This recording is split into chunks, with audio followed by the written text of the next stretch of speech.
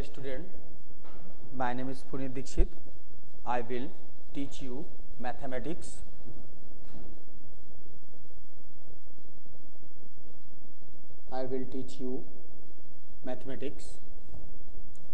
Just we have to touch your first topic known as logarithm. ठीक है, हम लोग इसका पहला टॉपिक, आपके टॉपिक उसमें का बुक का पहला टॉपिक लॉगरिथम टच कर रहे हैं, जिसका मतलब होता है लघु गणक, इसको लघु गुणक कहते हैं। अब एक्चुअल में होता क्या है लॉगरिथम, ये जानने का प्रयास करें। ठीक है, तो मैथमेटिक्स जो होती है वो ब्रांच पर और प्रोसेस पर डिपेंड करती है। तो करेंगे क्या, तो लॉगरिथम जो आपकी पर्टिकुलर ब्रांच नहीं होती है मैथमेटिक्स की, it is not a branch of mathematics, it is a process of mathematics. ये गणित की कई एक विधि होती है जिसके थ्रू हम लोग डिफिकल्ट क्वेश्चंस को इजी वे पे सॉल्व करते हैं। कहने का मतलब क्या हुआ मेरे, कि logarithm is a process which is solving the difficult question with easy way. Logarithm एक ऐसी प्रोसेस होता है जिसके थ्रू हम लोग डिफिकल्ट क्वेश्चंस को सिंपल वे पे सॉल्व करते हैं। मेरी बात यहाँ तक क्लियर होनी चाहिए कि जो लॉगरिथम है, लॉगरिथम इज अ प्रोसेस, एक तरीका है ये जो डिफिकल्ट क्वेश्चंस को इजी वे पे सॉल्व करने के लिए यूज किया जाता है।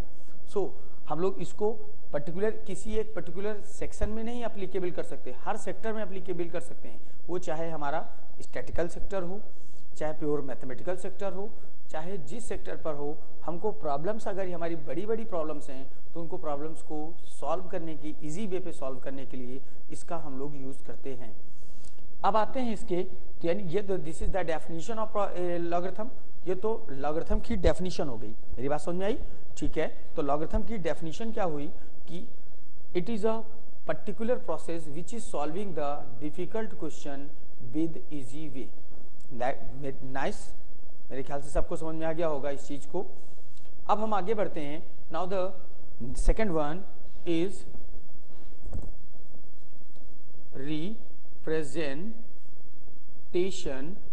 representation of logarithm, representation of logarithm।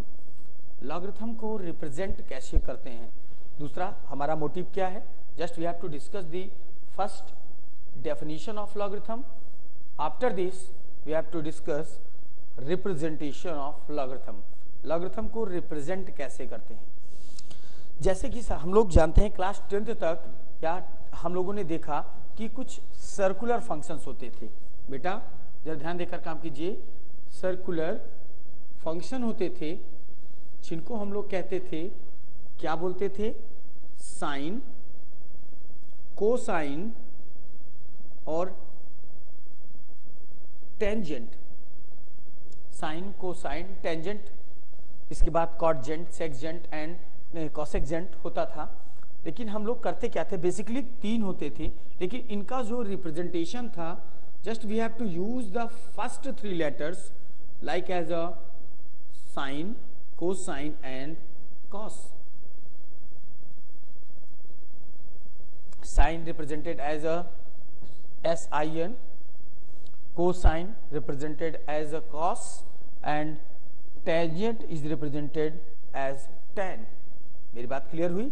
Just we have to represent first 3 letters. ठीक है, पहले 3 लेटर्स से इसको रिप्रेजेंट किया जाता था, जैसे हम लोग रिप्रेजेंट करते हैं या आप लोग करते थे। ठीक है, वैसे ही लॉगरिथम जो है, लॉगरिथम को भी रिप्रेजेंट करने के लिए इसके पहले 3 लेटर्स से इसको रिप्रेजेंट करते हैं। just we have to represented logarithm, its first 3 letters known as log, log। Fine, तो हम इसको क्या बोलते थे, लॉग। अब लॉगरिथम से हम लोग किस में आ गए, लॉग में। जैसे कोसाइन से कॉस बोलते थे, टेंजेंट से टैन बोलते थे, वैसे ही लॉगरिथम से इसको हम लोग क्या बोलने लगे, लॉग। मेरी बात क्लियर हुई? ठीक है, तो हम लोगों ने देखा क्या कि just first we have to discuss the definition of logarithm. आपने डेफिनेशन देखा लॉगरिथम में डेफिनेशन क्या देखा कि logarithm is a process which is solve the difficult question with easy way, यानी लॉगरिथम एक ऐसा प्रोसेस है जिसके थ्रू डिफिकल्ट क्वेश्चंस को इजी वे पे सॉल्व किया जा सकता है। And it is denoted by LOG, log से डिफरेंट रिप्रेजेंट करते हैं इसको, ठीक है। अब आता है रिप्रेजेंटेशन हुआ इसका कि इसको रिप्रेजेंट करने का जो तरीका है उसको हम LOG से रिप्रेजेंट करते हैं। नाइस। अगर यहां तक कोई प्रॉब्लम हो किसी को तो पूछ सकता है। Very good. अब हम लोग आगे बढ़ते हैं इसी के। अगर हम इसमें देखें कि इसका रिप्रेजेंटेशन हो गया, नाउ द नेक्स्ट इसकी हेडिंग डालते हैं हम लोग elements of logarithm, elements of logarithm. Logarithm के एलिमेंट्स कौन कौन से हैं?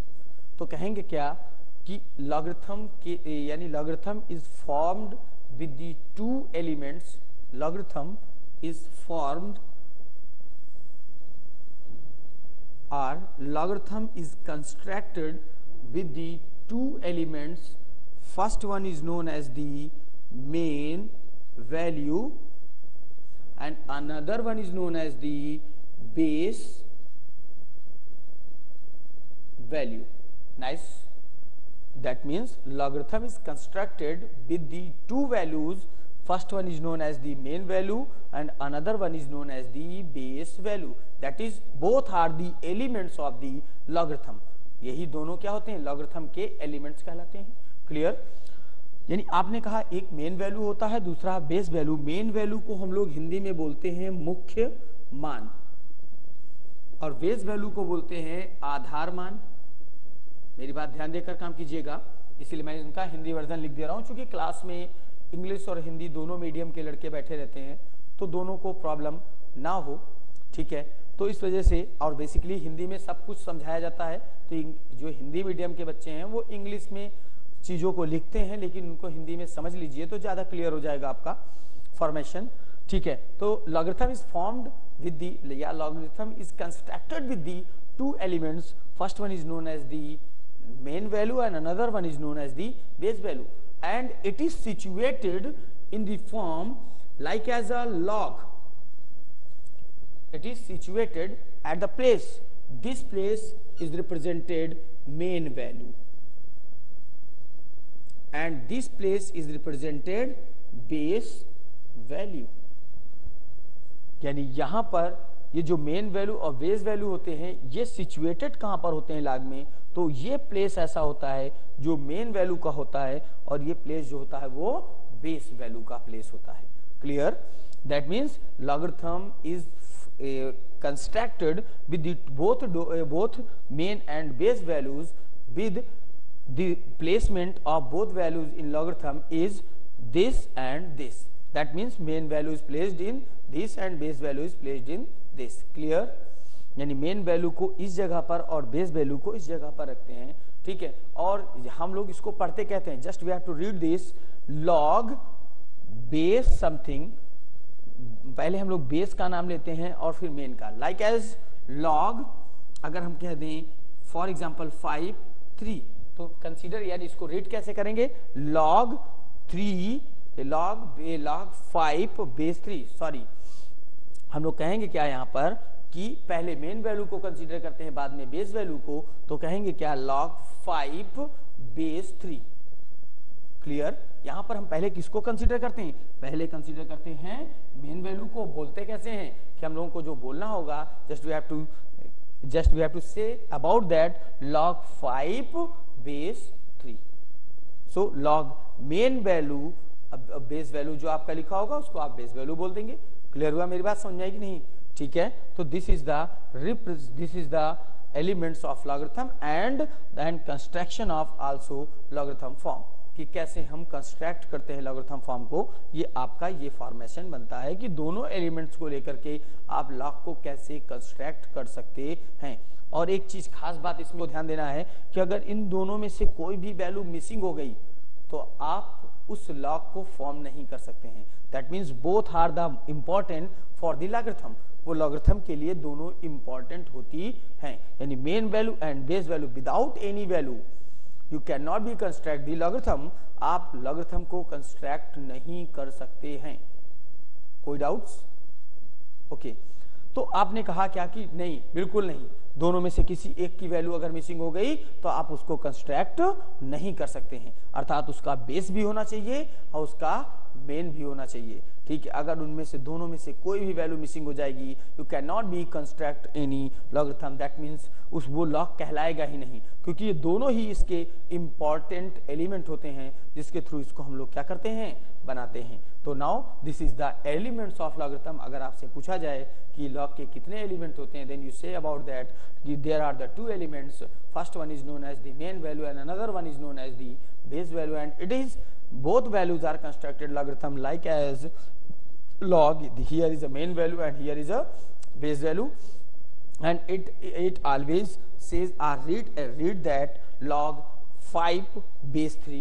Here 5 be the main value and 3 be the base value. Nice. Okay, अब हम लोग आगे बढ़ते हैं इसी में आगे जाएंगे हम लोग और देखेंगे कि सबसे पहले हम लोगों ने बेटा तीन चीज देखी। यहाँ तक हम लोग आते आते हम लोगों ने तीन चीज देखा।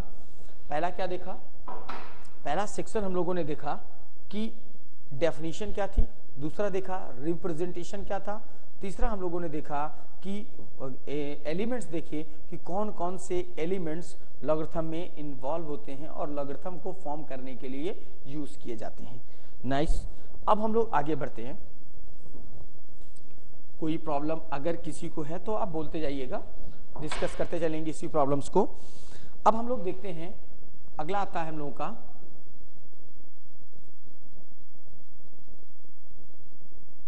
Types of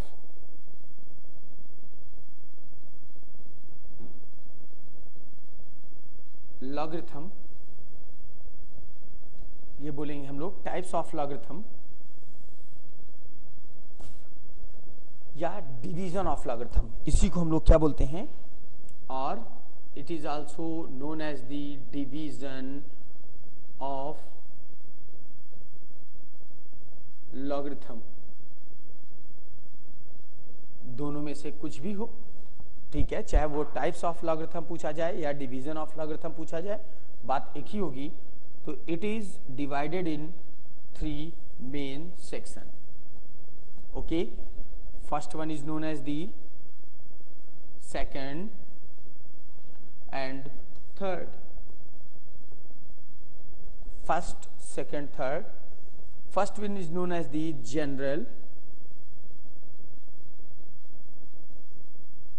logarithm. First one is known as the general logarithm. Second one is known as the natural logarithm, and third one is known as the tabular logarithm. तीन तरीके का लॉगरिथम होता है। First one is known as the general logarithm, जिसको हम लोग हिंदी में भी क्या बोल देते हैं, साधारण